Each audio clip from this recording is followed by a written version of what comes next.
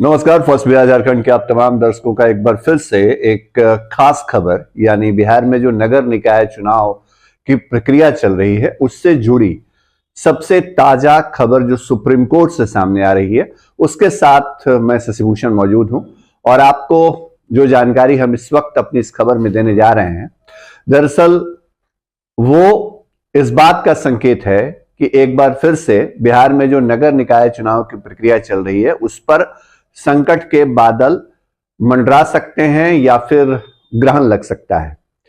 हमने कल तक का जो अपडेट था वो आपके साथ साझा किया था और 5 दिसंबर को जो याचिका करता है ट्रिपल टेस्ट और आरक्षण से जुड़े मामले में सुनील कुमार, उनकी तरफ से जो सुप्रीम कोर्ट में बात रखी गई थी और उस पर जो 20 जनवरी की तारीख सुप्रीम कोर्ट ने तय की, उसके आधार पर हमने आपको खबर दिखाई थी।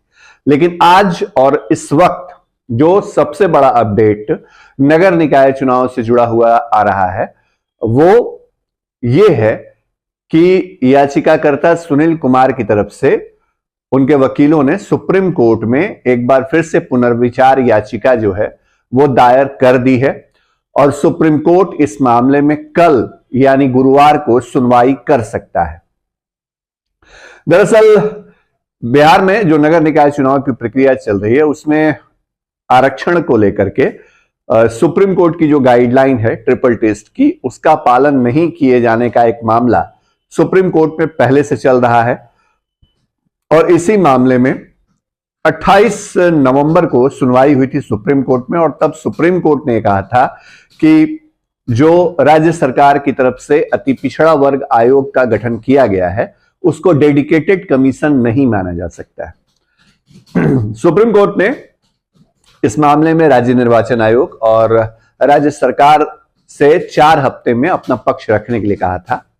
लेकिन हुआ यह कि 28 नवंबर को एक तरफ सुप्रीम कोर्ट का आदेश आया और 30 नवंबर को जब यह बात सामने आई, क्योंकि सुप्रीम कोर्ट का मसला है तो ऑर्डर और बाकी डिटेल्स आने में थोड़ा वक्त लगता है, तो 30 नवंबर को आनन फानन में बिहार में एक तरफ तो अति पिछड़ा वर्ग आयोग ने अपनी तरफ से जो रिपोर्ट तैयार की थी, जो ट्रिपल टेस्ट के पैमाने को लेकर के, आरक्षण को लेकर के नगर निकाय में, वो रिपोर्ट भेजी राज्य सरकार को और राज्य सरकार जो है उसको राज्य निर्वाचन आयोग के पास उसने भेजा और राज्य निर्वाचन आयोग ने 30 नवंबर को ही राज्य में नगर निकाय चुनाव की घोषणा कर दी।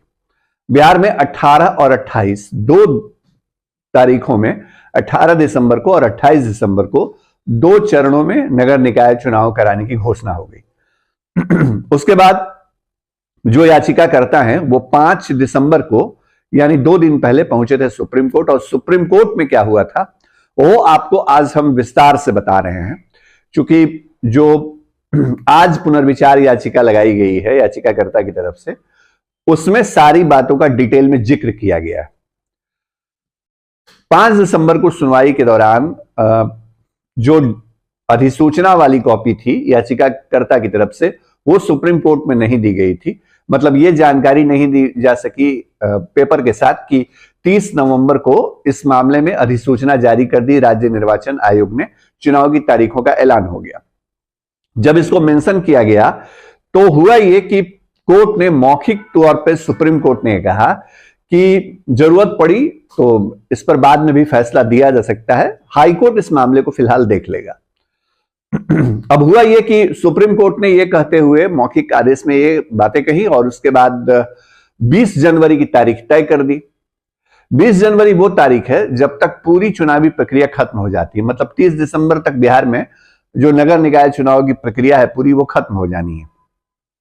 याचिकाकर्ता इस बात को लेकर के खासे परेशान हुए और आज उनकी तरफ से एक बार फिर से पुनर्विचार याचिका लगाई गई है और इसमें कहा गया है कि इसको सुना जाए, क्योंकि जो मौखिक आदेश उस दिन कोर्ट ने दिया और जो अगली तारीख तय की 20 जनवरी की, तब तक तो बिहार में पूरी चुनावी प्रक्रिया खत्म हो जाएगी और फिर उसके बाद कुछ बचेगा नहीं। अब याचिकाकर्ता क्या दलील दे रहे हैं सुप्रीम कोर्ट में पुनर्विचार याचिका के दौरान, इस बात को थोड़ा समझ लीजिए। याचिकाकर्ता सुनील कुमार की तरफ से कहा गया है कि जो सुप्रीम कोर्ट का ट्रिपल टेस्ट का गाइडलाइन था उसका पालन नहीं किया गया बिहार में, और डेडिकेटेड कमीशन जिसको नहीं माना सुप्रीम कोर्ट ने, उसी कमीशन के रिपोर्ट के आधार पे बिहार में चुनाव कराए जा रहे हैं। पहली बात। दूसरी बात कि नियमों का पालन सही तरीके से नहीं किया गया जो रिपोर्ट तैयार करने में है, और राज्य सरकार अवहेलना कर रही है अपने जो सुप्रीम कोर्ट का डायरेक्शन है उसका।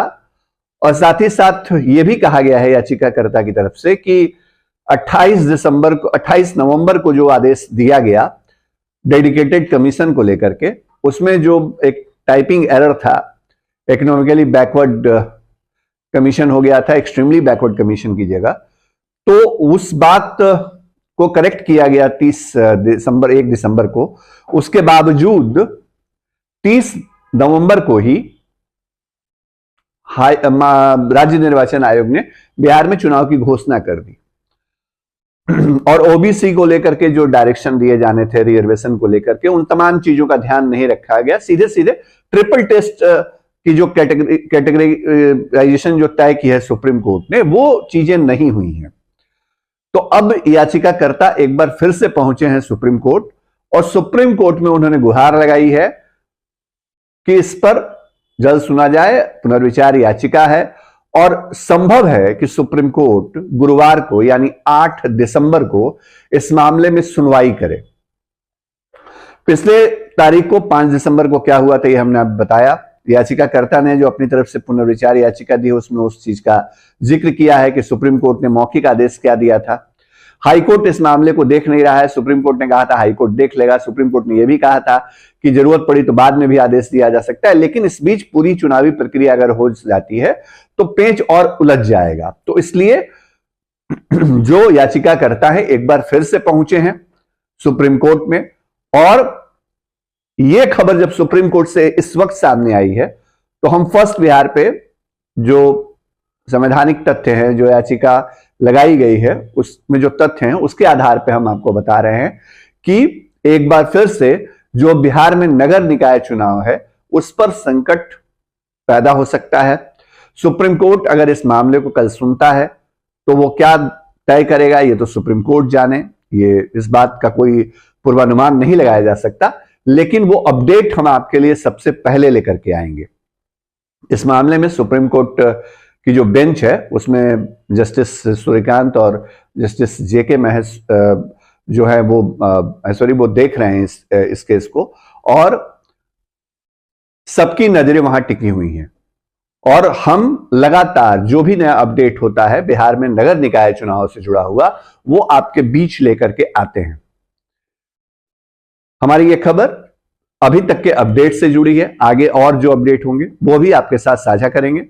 फर्स्ट बिहार के साथ बने रहिए, जुड़े रहिए, क्योंकि सबसे जो सटीक और सबसे पहला अपडेट हम ही लेकर के आएंगे आपके सामने। नमस्कार। ये लो मुंह मीठा करो, आज मैंने अपना जॉब छोड़ दिया, अब हम पूर्णिया वापस जाएंगे। जॉब छोड़ दिया है? मतलब ये घर कैसे चलेगा? हम करेंगे क्या? और माँ बाबूजी क्या बोलेंगे? इसलिए मैं एक और मिठाई का डब्बा लाया। अपने बिजनेस के लिए लोन अप्रूव हो गया। अरे लोन अप्रूव हो गया वो तो ठीक है, लेकिन पूर्णिया में हम रहेंगे कहाँ? अपना घर भी तो नहीं है वहां। इसलिए तो एक और मिठाई का डब्बा अलग से लाया हूं। हमने पूर्णिया में घर ले लिया है, पूर्णिया के ई होम्स पैनोरमा में। पूर्णिया में पैनोरमा ग्रुप लेकर आए हैं ई होम्स पैनोरमा। बड़ा घर, आलीशान जिंदगी और अत्याधुनिक सुविधाओं के संग। अरे अरे अब क्यों मुंह मीठा करवा रही हो? क्योंकि हम घर वापसी जो कर रहे हैं। घर वापसी की खुशी पूर्णिया में ई होम्स पैनोरमा के संग। ई Homes Panorama, luxurious lifestyle redefined.